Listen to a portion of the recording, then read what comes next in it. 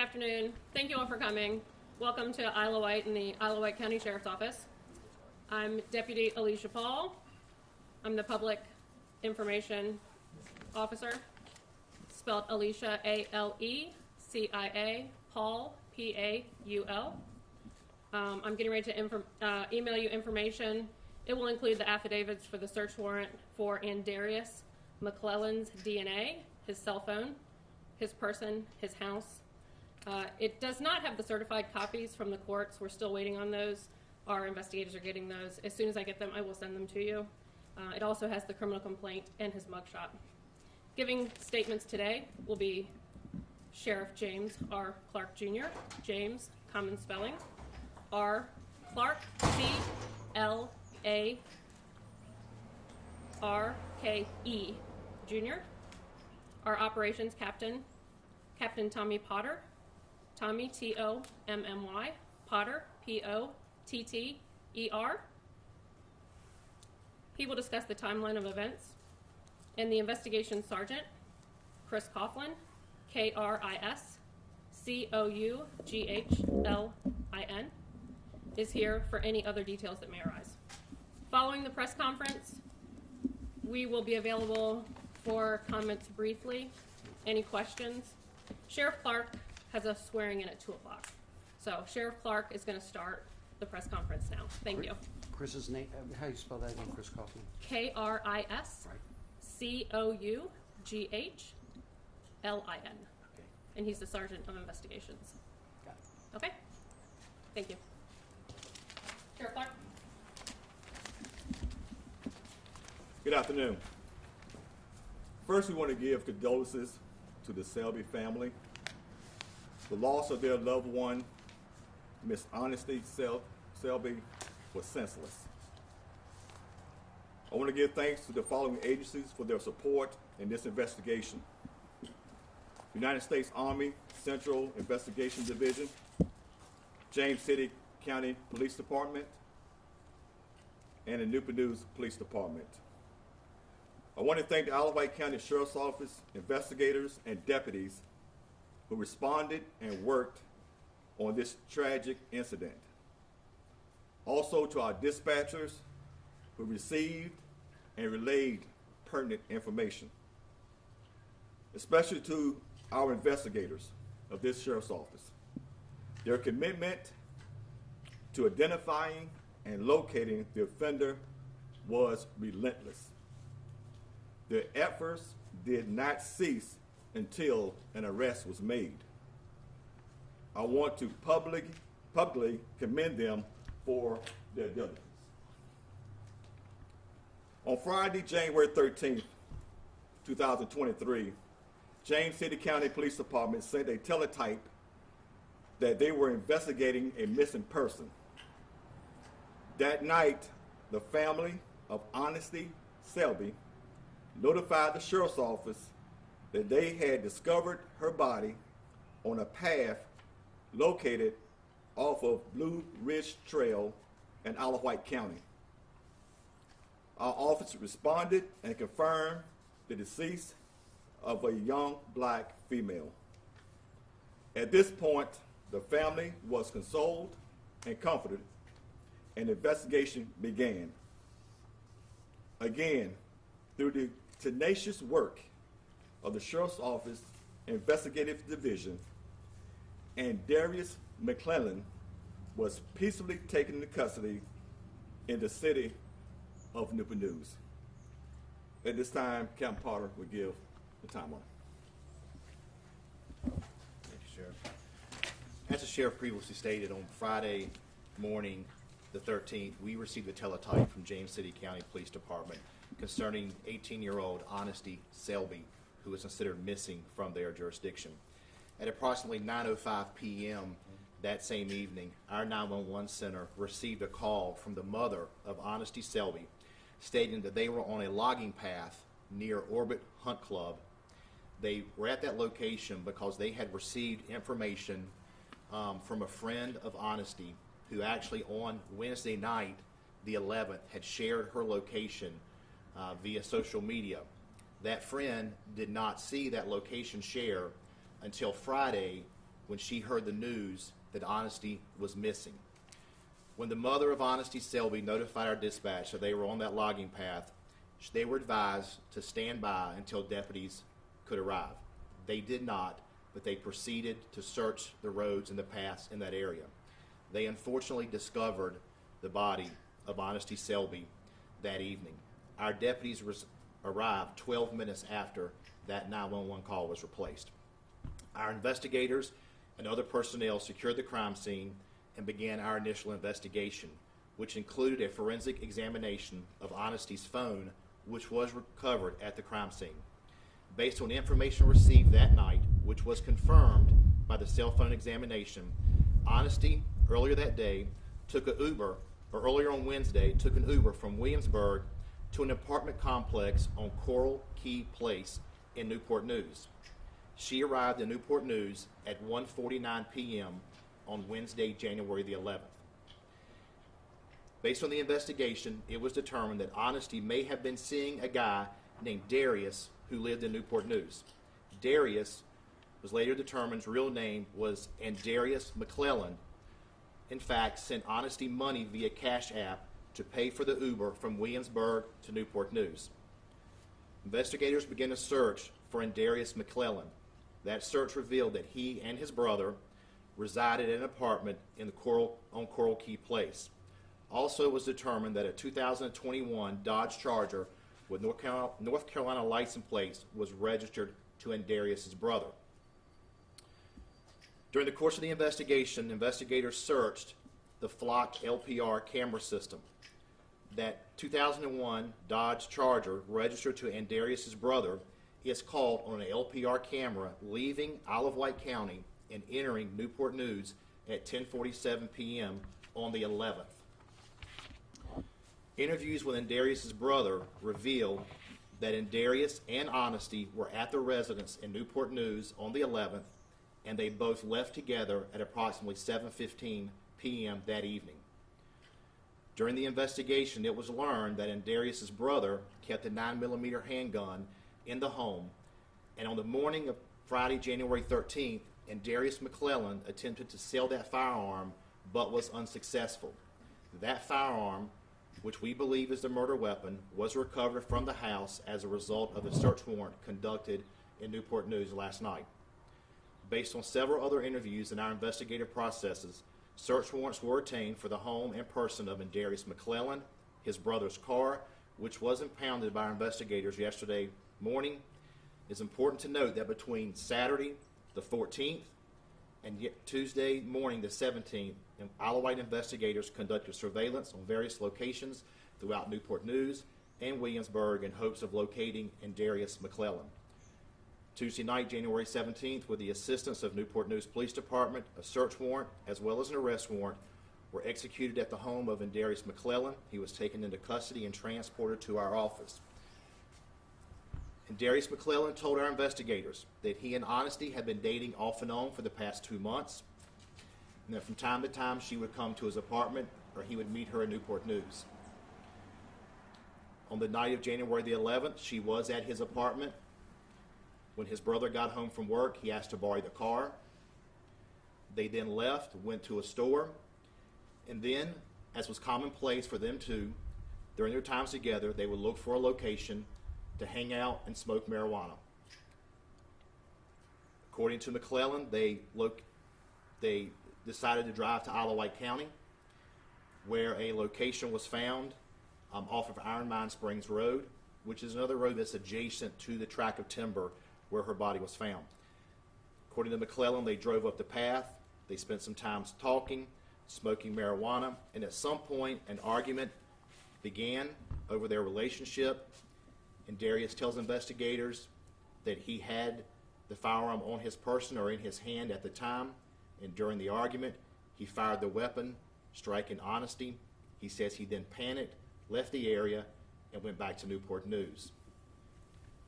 Subsequent to his arrest, Andarius McClellan is being held at the Western Tidewater Regional Jail on a no bond status. So that is a brief overview of the investigative process. There's more information that you guys will gather when the search warrant affidavits and the criminal complaint are released. But that is a brief timeline of where our investigative processes were centered on between her being in Newport News on the 11th. We do know that her last known communication, there were two communications. A, she shared her location with a friend that Wednesday evening, sometime after 8 o'clock. And then she also sent another form of a communication, a text or a phone call, around 8:30 that evening on the 11th. Shortly after that, there are no more communications from Honesty Selby's cell phone. Brief questions. Okay, first of all, there was a call made by the family to James City County. Correct. To James City County Sheriff's Office, saying, "Hey, we have located her, and this is where she is." They are claiming that nothing happened until they came around and found her body on the logging road. Can you fill that in? So we received, as my knowledge, and Investigator Coughlin, correct me if I'm wrong, we received no information from James City County. We got the teletype early morning of the 13th that she was missing. Later that evening, the first communication that I'm aware of that we had any information on the logging path or any locations here in Isle of Wight County was when her family called on at 9-something that evening. On the 11th. On the 11th, yes. Have you had any conversation with James City County to fill in the gaps of that? No, I have not. This is the first time of hearing that they possibly contacted James City County. We've had information and we shared information with James City County throughout. They were instrumental in helping us to get to know more about Honesty, who some of her friends were, some of the individuals that they talked to during the course of their missing person investigation. Was there any other camera footage around the area of Blue Ridge Trail? No, Blue Ridge Trail is an extremely rural location here in the county, so there's no other camera footage in that area.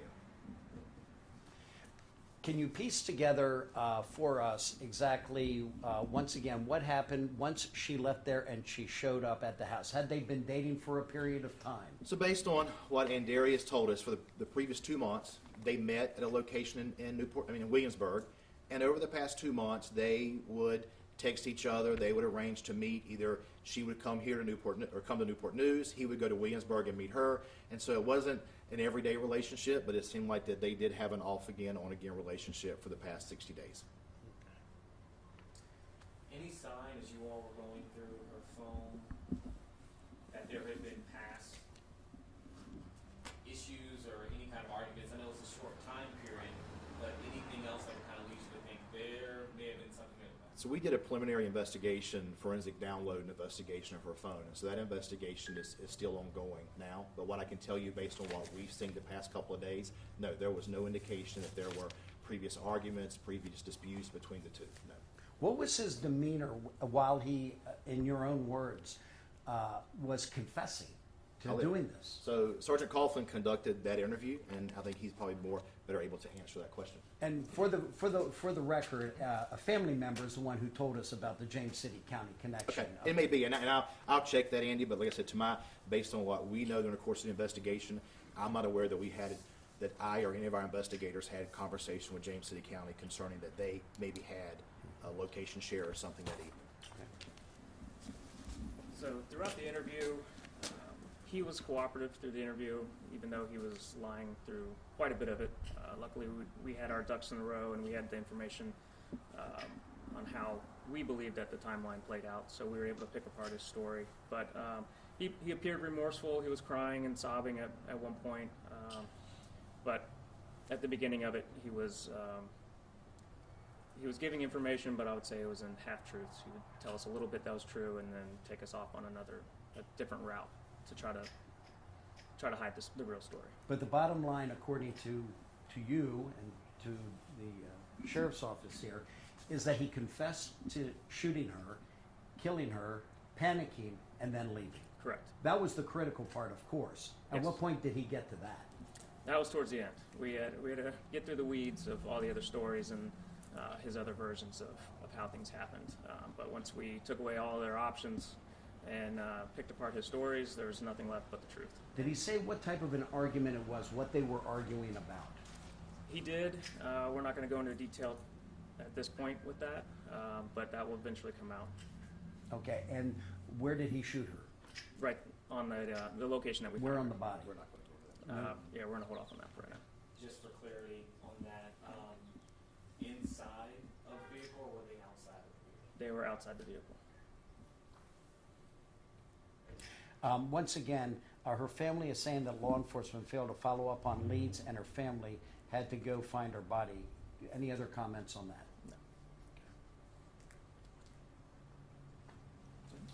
I will say that we have reached out to Honesty's family. They were aware, actually, before we left the scene of Newport News last night, and Darius McClellan, as he was being placed into the patrol car, investigators, actually with Sergeant Coughlin, was on the phone with her family, notifying them of an arrest. And then we'll be having some additional conversations with her family this week, filling in some of the gaps.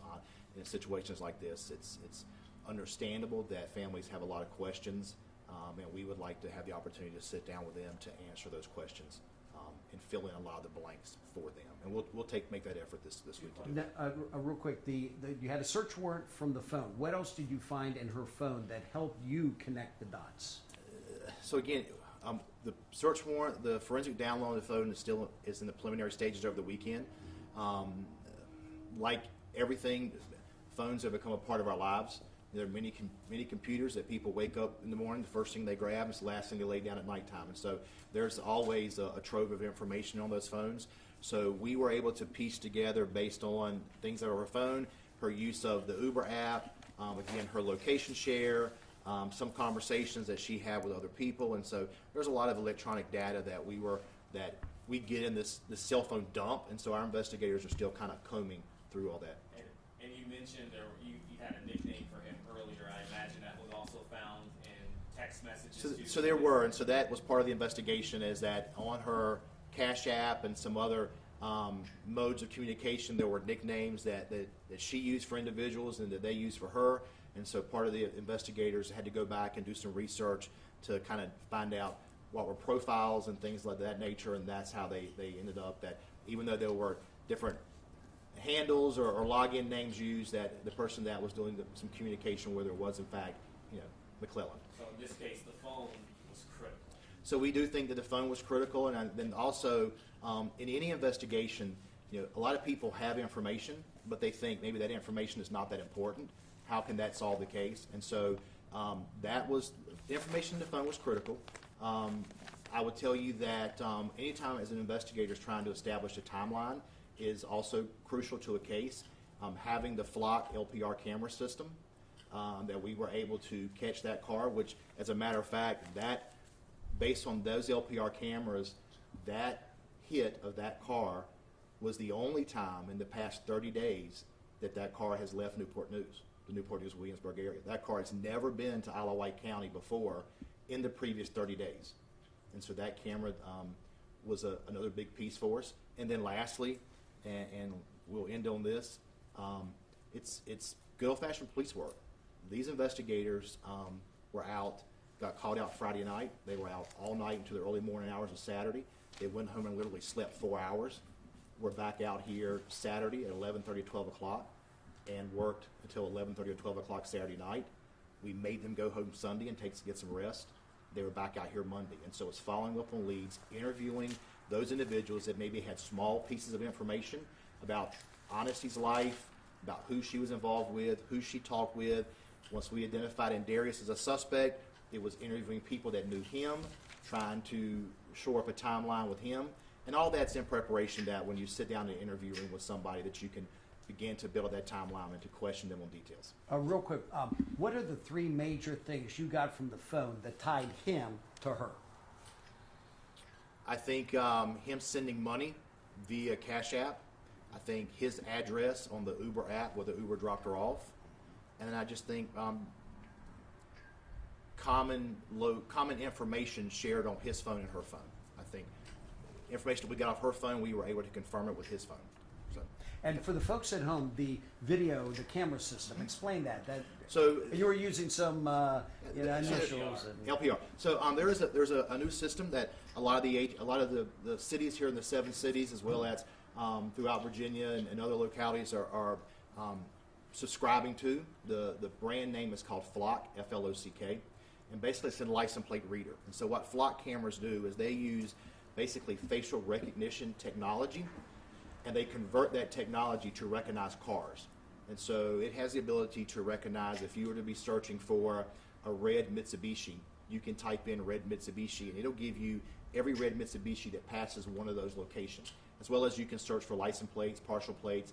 And so Isle of Wight County, as well as our neighbors on the peninsula and other locations throughout the 7 cities, are utilizing that system more and more. Now, where was that camera located, the LPR, that Located- caught his car? It's located on the base of the James River Bridge on the Newport News side. And you put in his make a car and everything, and that's the one that popped up, and That's you're correct. saying that's the first time that car had been into Isle of That is the Wight. first time that we can prove, by statute, that type of data can only be stored for 30 days. And so if we can tell you that for the past 30 days, that is the only time that car is seen leaving Isle of Wight County. Are you able to tell us why there wasn't an Ashanti alert from her? So yeah, so an Ashanti alert, there are very strict criteria for that. And so we know that Ashanti alerts are issued for people who are kind of caught in the middle. They're too old for Amber alerts. They're too young for silver alerts for older adults. One of the criteria for an Ashanti alert is that the person at the time that they are entered as missing, there has to be information that that person is endangered. And I really think that I can answer it from our office's perspective, but remember, James City County Police are the ones that issued the initial missing persons report. I think that early on in this investigation, when they took the missing persons report, sometimes it's hard to determine at that time the circumstances around somebody being missing. Usually it's in the course of investigating a missing person that you find out that they're endangered, and then that alert's upgraded to an Ashanti alert. So we have James City County issuing that alert mid-morning on Friday, and then unfortunately Friday evening, less than 12, 15 hours later, we're discovering her body here. So I just think that at the point that the initial, and again, this is a question for James City County, but I just think based on the normal processes of that based on the time that she was entered as missing, there wasn't enough there to prove that she was in fact endangered. If the family had come forward, and we know this didn't happen, but if they had said that maybe she was like abducted or something like that. Yeah, so if the family had come forward to James City County and said, hey, we filed her missing first thing this morning, now here it is midday, we have additional information, and we think she is in fact endangered, there's something, that we're utterly concerned about, then yes, James City County could have updated that to an Ashanti alert. But again, that's a question for them. I don't want to speculate on why they did or they didn't. I can just tell you in the course of the processes for our office, a person would normally be listed as missing, and then the initial investigation would take place, and then in the course of that investigation, if information arose that they were endangered, then that report would be, or that alert, missing persons report would be updated to an Ashanti alert. Let me ask you this real quick. If you had been, Tommy Potter, had been given the same information they gave to James City County about location of the phone, where it is, how would you have responded? So again, I don't know that, I'm not going to comment on the information that James City County may or may not have. I would tell you that our office, if we received a missing persons report, would have handled the missing persons report exactly how James City County did. We would have taken the report, we would have gathered the information, we would have sent out a teletype that would have gone to our region, Peninsula, 7 cities, pretty much the eastern half of Virginia, saying, hey, we have this individual, she's missing. If you come across her, please notify us, okay? But as far as any other information that they may have received that evening, I'm not privy to that information, so I don't want to comment on that. Yeah, but if you had received the information that the So phone if is we located received- here down on the lumber road. So immediately, if our agency would have got it and said, hey, we have now got this information that her phone is pinging or her phone is located in Surrey County or in Newport News, we would have immediately reached out to that locality and say, hey, we have this information, this is what we have, and then we would have begun to coordinate with that agency to find out, exactly where the area is, what type of area it is, have we had any calls for service to that area? So there's a number of boxes that we would have checked. Yeah, but you never got a call from James City County. I'm not going to stand here today and say definitively. I can say that during the course of the investigation Friday night and through the weekend, I'm not aware of it. Are you aware that we got? We spoke to James City County concerning. Now, I will clarify that, and if I'm mistaken, then I am. But as I'm standing here today, I am not aware that we got information. I know we had several conversations with James City concerning the missing persons report and the information they had gathered during the course of that investigation. Okay. Thanks. But you had said that they came down here to there's no indication that she was abducted down here and brought down here to commit a crime. That wasn't pre-planned or anything. Again, I can't answer that at this point of the investigation. I mean, was obviously some pre-planning to leave Newport News, to grab a handgun, to get in a car. I mean, he made statements to his brother that he was going one place, he came here. I think those are all elements of the crime that the prosecution will have to approve during the course of a trial. You know, I can just say that on that evening they ended up here in Isle of Wight County, and unfortunately we recovered her body. is the brother implicated? So I do want to at make all? that very clear, is that the brother of Andarius McClellan, we interviewed him at length. He was very cooperative. He provided us information as to the layout of his apartment, where things were located in the apartment.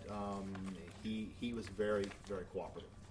And so I just want to say that no way information at this point leads us that he was involved in this at all. Is this considered a domestic violence related shooting? No. They didn't live together. They don't have a child in common. So I wouldn't say it is. And how long did they know each other? Do we know? About the past 2 months. 2 months. All right, guys, thanks for coming. Sheriff Clark has Sheriff, anything? No. You guys? Okay. Great. Thanks a lot, guys. Like Deputy Paul said, she'll send out copies of the criminal complaint for the warrant. And so he was charged with second-degree murder, use of firearm or commission of felony. It's my understanding this morning he was appointed to the Public Defender's Office to represent him. He's at Western Tidewater Regional Jail on no bond. But again, she'll send out copies of the criminal complaint as well as affidavits to some of the search warrants. And as those search warrants get filed with their respective jurisdictions, then she'll send out the return that shows items that are collected. And you guys can go to the clerk's office and get them, but I just send them to you to save the clerk being bombarded by everybody going to get them. Tidewater Regional Jail. Tidewater Regional Jail in Suffolk. Obviously no bond, and he had a court-appointed attorney. Do we know the next court date? I do not. That'll be up to the public defender after they meet with their client to decide that. All right, guys, thanks very much. We appreciate it. Okay? Thanks.